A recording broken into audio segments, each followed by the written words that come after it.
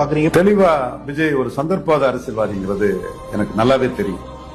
ஈழத்தமிழர்கள்லாம் அந்த கொண்டு குவிக்கப்பட்ட போது தன்னோட பாப்புலாரிட்டியை பயன்படுத்தி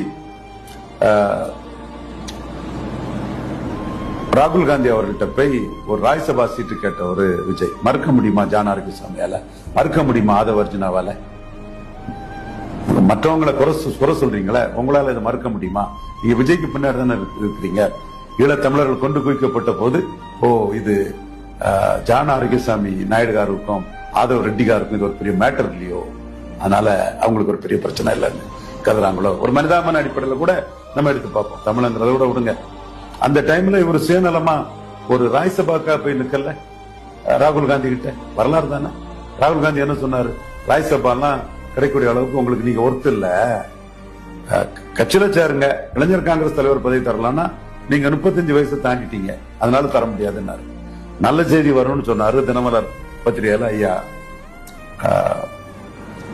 எஸ் ஏ சந்திரசேகரன் அவர்கள். எந்த செய்தியும் வரல. அப்போ எவ்வளவு பெரிய சந்தர்ப்பவாதி விஜயங்கிறதுக்கு இதுதான் பெரிய உதாரணம். அடுத்து